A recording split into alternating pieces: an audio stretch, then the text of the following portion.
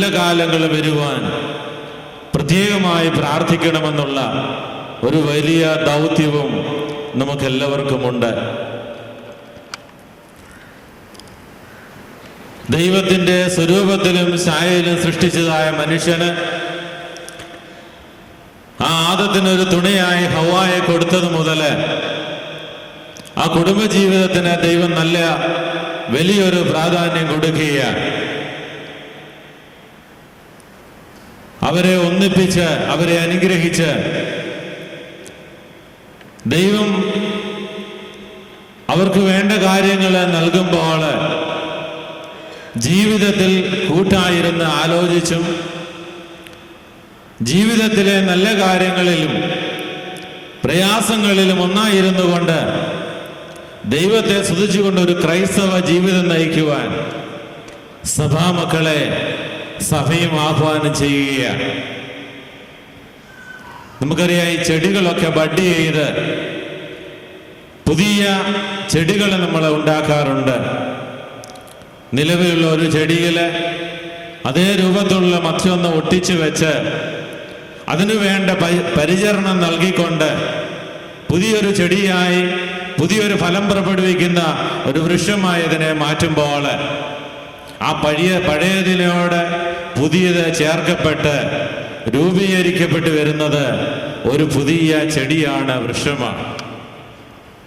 രണ്ട് ജീവിത സാഹചര്യത്തിലും രണ്ട് ചിന്തകളിലും രണ്ട് രൂപത്തിലുള്ള ടേസ്റ്റുകളിലും ജീവിക്കുന്ന ഈ മണവാളനും മണവാട്ടിയും സ്റ്റീഫനും റിനിയും ഇവര് വിവാഹ ഉദാശയിലൂടെ ഒന്നിക്കുമ്പോൾ അവർക്ക് അവരുടേതായ ഇഷ്ടങ്ങളെ മാറ്റിവെച്ച് ഓരോ മനുഷ്യർക്കും ഓരോ വ്യക്തിക്കും അവരുടെ ഇഷ്ടങ്ങളുണ്ട്, അവരുടെ രുചികളുണ്ട്, അവരുടെ രീതികളുണ്ട്, അവരുടേതായ കാര്യങ്ങളുണ്ട്. എന്നാൽ ഇന്നു മുതൽ തങ്ങളുടെ സ്വന്തമായ കാര്യങ്ങളെ മാറ്റിവെച്ച് കൂട്ടായി ഒന്നിച്ച് ചിന്തിച്ചാലോചിച്ച് ഒരു കുടുംബജീവിതത്തിലേക്ക് പ്രവേശിക്കുവാൻ നാം ഇവരെ ആഹ്വാനം ചെയ്യുമ്പോൾ, അതിനുവേണ്ടി നാം ഇവരെ അനുഗ്രഹിക്കുമ്പോൾ, നാം ഇവർക്ക് അനുഗ്രഹപൂർണമായ കാര്യങ്ങൾ ഇവർക്ക് പ്രദാനം ചെയ്യുമ്പോൾ, അങ്ങനെ ഒരു ജീവിതത്തിന് ഇവരെ ഒരുക്കുവാൻ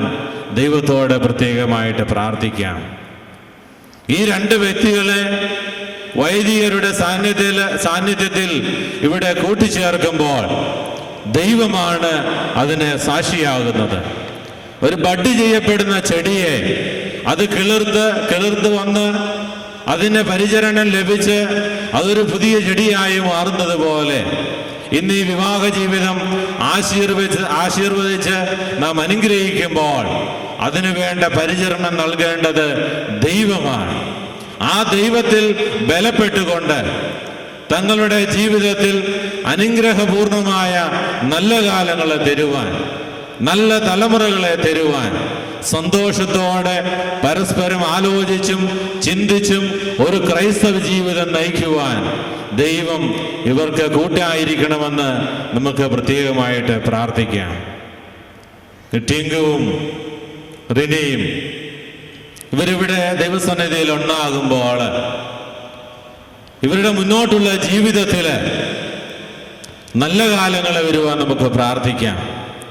ഇനി നിങ്ങളുടെ ചിന്തകൾ ഒന്നായിരിക്കണം, നിങ്ങളുടെ പ്രവൃത്തികൾ ഒന്നായിരിക്കണം, നിങ്ങളുടെ തീരുമാനങ്ങൾ ഒന്നായിരിക്കണം. ഓരോ വിവാഹ ശുശ്രൂഷയിലും നാം സഭയെ ആശീർവദിക്കുമ്പോൾ ഇതാണ് സഭ ആഗ്രഹിക്കുന്നത്, ഇതാണ് സഭ കൽപ്പിക്കുന്നത്. സ്റ്റീഫൻ അല്ലെ ടിങ്കു അമേരിക്കയിലാണ് ജീവിക്കുന്നത്. താമസിക്കാതെ റിനിയും അങ്ങോട്ട് പോകും. അവിടുത്തെ ചുറ്റുപാടിലും അവിടുത്തെ സാഹചര്യത്തിലും ദൈവത്തെ മുറുകെ പിടിച്ചുകൊണ്ട് ഞങ്ങളുടെ ജീവിതത്തിൽ ഇതുവരെ ലഭിച്ച എല്ലാ അനുഗ്രഹങ്ങളും ദാനങ്ങളും ദൈവത്തിൻ്റെ മാത്രം കരുണയാണെന്ന് ചിന്തിച്ചുകൊണ്ട് തനിക്ക് കൂട്ടായി ലഭിച്ചിരിക്കുന്ന സഹധർമ്മിണിയെ അത് അപ്രകാരം കൂട്ടിച്ചേർക്കുവാനും അതുപോലെ തനിക്കിണയായി ദൈവം തന്നിരിക്കുന്നതായ തൻ്റെ മണവാളനെ കൂട്ടിച്ചേർക്കാനും നിങ്ങൾക്ക് രണ്ടുപേർക്കും സാധിക്കണം. അതാണ് ഈ വിവാഹ ശുശ്രൂഷ ശ്രേഷ്ഠമാക്കുന്നത്. അവരുടെ ജീവിതം ശ്രേഷ്ഠമാകുമ്പോൾ അത് കാണുന്നവർക്ക് അതുവഴി ദൈവം കൂട്ടിയോജിപ്പിച്ചതിൻ്റെ ശ്രേഷ്ഠത മനസ്സിലാക്കുവാൻ മറ്റുള്ളവർക്ക് സാധിക്കുന്നു. അപ്രകാരം ക്രൈസ്തവപൂർവമായ ഒരു നല്ല വിവാഹ ജീവിതം നയിക്കുവാൻ ഇവർക്ക് സാധിക്കട്ടെ എന്ന് ആശംസിക്കുകയാണ്.